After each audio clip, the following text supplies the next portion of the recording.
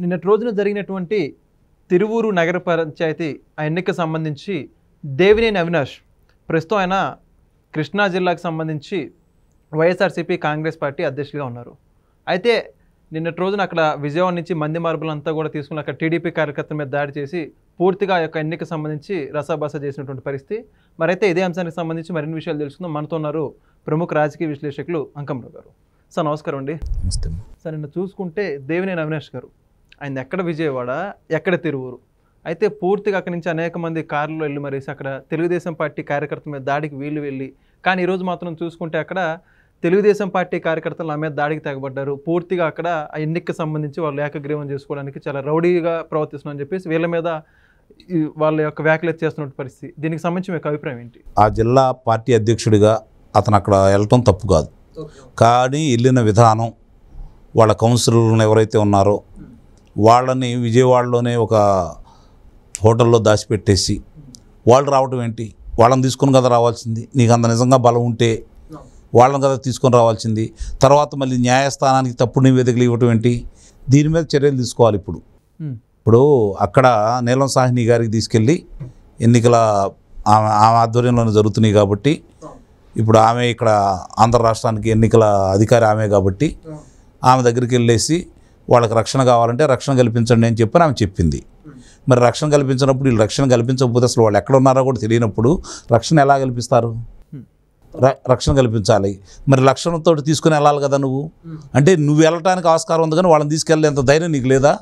అంటే అక్కడ హడావుడి చేయటానికో ఏదో నీ యొక్క విజయవాడలో సాగించినట్టు తిరువూరులో కూడా సాగించడానికో వెళ్ళినట్టు ఉండవు. నువ్వు కొంతమంది ఉంటారు కదా నీ దగ్గర, వాళ్ళని చూసి విజయవాడలో నువ్వు సాగించావు. గతంలో తెలుగుదేశం పార్టీ కార్యాలయం మీద కూడా వచ్చి చేయాల్సినంత చేసేసారు మనుషులు. ఇక్కడ కూడా అలా చేయడానికి నువ్వు ప్రయత్నం చేసావు. 5 నిమిషాలు పోలీసులు లేకపోతే ఏం జరిగేదో తర్వాత తెలిసేది.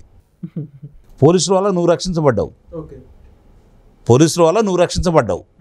అక్కడికి అంతమంది దగ్గరికి వెళ్ళి నువ్వు దౌర్జన్యం చేయాలనుకుంటే చూస్తూ కూర్చుంటారా వాళ్ళు? నీ అధికారంలో ఉన్నప్పుడే వాళ్ళు నిన్ను చూసి భయపడలేదు.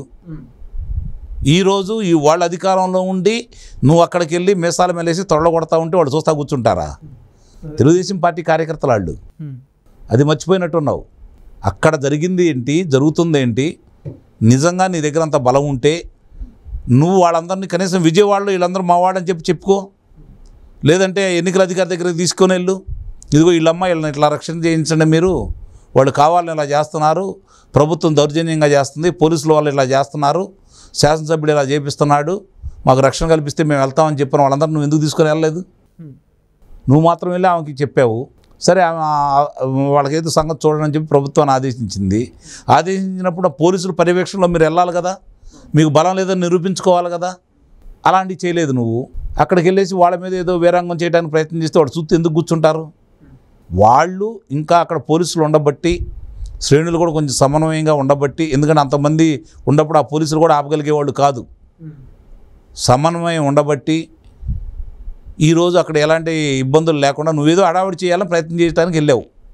నీ ఎత్తులు చిత్తు చేశారు వాళ్ళు. నువ్వు అక్కడ ఘర్షణ వాతావరణం కోసం, ఘర్షణ నెలకొల్పడానికి, హడావిడి చేయడానికి మంది మార్పాలతో నువ్వు వెళ్ళావు. కానీ వాళ్ళంత సమన్వయంతో ఉండి పోలీసులు కూడా చాకచక్యంగా అక్కడ ఎలాంటి ఘర్షణ జరగకుండా ఆపగలిగారు. మీకు కావాల్సింది అరాచకం. తెలుగుదేశం పార్టీకి పోలీసులకు కావాల్సింది ప్రశాంతంగా ఎన్నికలు జరగటం. వాళ్ళు విజయం సాధించారు, నువ్వు పరాజయం పాలయ్యేవాడ.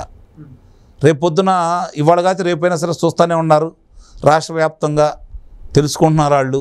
వాస్తవాలు వాళ్ళకు కూడా తెలుస్తున్నాయి. గతంలో మీరేం చేసి వాళ్ళని గెలిపించారో వాళ్ళకు కూడా తెలుసు కాబట్టి, వాస్తవాలు వాళ్ళు కూడా తెలుసు కాబట్టి, రేపు పొద్దున మనకెందుకులే ఈ తలకాయ నొప్పులు అని చెప్పని మీరు వాళ్ళని అడ్డం పెట్టుకొని దోచుకున్న విధానం నిదానంగా అర్థమైపోయింది. కాబట్టి అందరికీ ఉత్సవ విగ్రహాలే వాళ్ళు, శాసనసభ్యులైనా వీళ్ళైనా లోక్సభ సభ్యులైనా వాళ్ళు ఏం చేయాలో, ఆ ప్రభుత్వ పెద్దలు ఏం చేయాలో, వాళ్ళు ఎలాంటి కుంభకోణాలు చేయడానికి వీళ్ళని అడ్డం పెట్టుకున్నారో ఇప్పుడు అందరూ గమనించుకున్నారు కాబట్టి అవాక్కైపోతూ ఉన్నారు.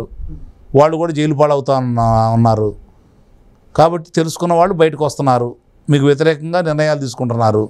వరుసనే అక్కడంతా జరిగిపోతూనే ఉంది కదా. ఇక్కడ కూడా మరి రేపు పొద్దున ఏం జరిగిద్దో మీరు చూడండి. లేదంటే వాళ్ళు ఎంతమంది ఉన్నారో బయటకు తీసుకొస్తే తెలిసేది కదా.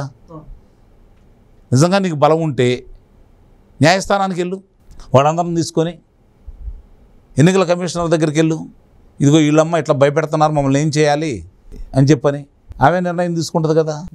అవన్నీ చేయడానికేమో ఎందుకంటే వాళ్ళకి తెలుసు వెళ్ళిన వాళ్ళు వాళ్ళకి సహకరించరు, వాళ్ళ దగ్గర కొంతమంది ఉన్నారని చెప్పని భయపెట్టు వాళ్ళని ఏదో చేయటే అక్కడ పెట్టుకోవడానికి ప్రయత్నం చేశారు. అంటే ఇక్కడ వాళ్ళు ఓడిపోతారని వాళ్ళకి తెలుసు కాబట్టి హడావుడి చేశారు. లేకపోతే ఇట్లానే వీళ్ళందరిని తీసుకుని వెళ్ళేవాడు, గెలుచుకునేవాడు, వచ్చేవాడు. ఓకే, వాళ్ళు ఎటు ఓడిపోతారు కాబట్టి ఇలాంటి ఎత్తులు చేస్తున్నాడని అయితే భావించాల్సి వస్తుంది. దాన్ని వాళ్ళు చిత్తు చేశారు. కాకపోతే వాడు గమనించుకోవాలి, ఇది విజయవాడ కాదు, అన్ని చోట్ల చెల్లుబాటు కాదు. ఇప్పుడు కూటమి ప్రభుత్వం ఉంది, మొన్నదాకా పారిపోయావు, నువ్వు అంత విరుడు విసురుడు అయితే పారిపోవాల్సిన అవసరం లేదు కదా. మళ్ళీ న్యాయస్థానం వెలుసుబాటు వచ్చింది కాబట్టి ఈరోజు నువ్వు వచ్చి ప్రజాక్షేత్రంలో ఉన్నావు, మాట్లాడుతున్నావు, ఇది గమనించుకోవాలి. ఓకే, మరి అయితే ఇప్పుడు వైఎస్ఆర్సీపీ నాయకులు దేవినేని అవినాష్ తరపు వీళ్ళందరూ కూడా దాడి చేస్తున్నారు, అక్రమంగా మా మీద దౌర్జన్యం చేస్తున్నారని చెప్పి చెప్పుకుంటూ వస్తున్నారు. సహజమే కదా అది. ఆ రోజు తెలుగుదేశం పార్టీ కార్యాలయం మీద దాడి చేసి, దానం చేసి, విధ్వంసం చేసి, కార్యకర్తలకి నెత్తి మీదలు కొట్టి, తలల బగలు కొట్టేసి, వాళ్ళ రక్తం కడతా ఉంటే తిరిగి వాళ్ళు వీళ్ళ మీద చేశారని చెప్పని వాళ్ళ మీద అభియోగాలు మోపారు కదా. ఇవి అయితే కొత్త ఏం కాదు కదా. వాళ్ళకి దౌర్జన్యం చేసేది వాళ్ళే, కొట్టేది వాళ్ళే. కానీ మమ్మల్ని వాళ్ళు కొట్టబోయారని చెప్పి మీరు అధికారంలో ఉండగా అందరినీ ఏ విధంగా ఇబ్బంది పెట్టారు. ఇప్పటికీ వాళ్ళు న్యాయస్థానాల చుట్టూ తిరుగుతున్నారు కదా బాధితులు. ఇదే కదా ఆ రోజు చేసినట్టు ఇవాళ చేయాలనుకుంటున్నావు. కాకపోతే అధికారం మార్పిడి జరిగింది, కాదు ఇప్పుడు దౌర్జన్యం చేయడానికి అవకాశం లేదు. కొన్ని చోట్ల ఇంకా చేస్తూనే ఉన్నారు.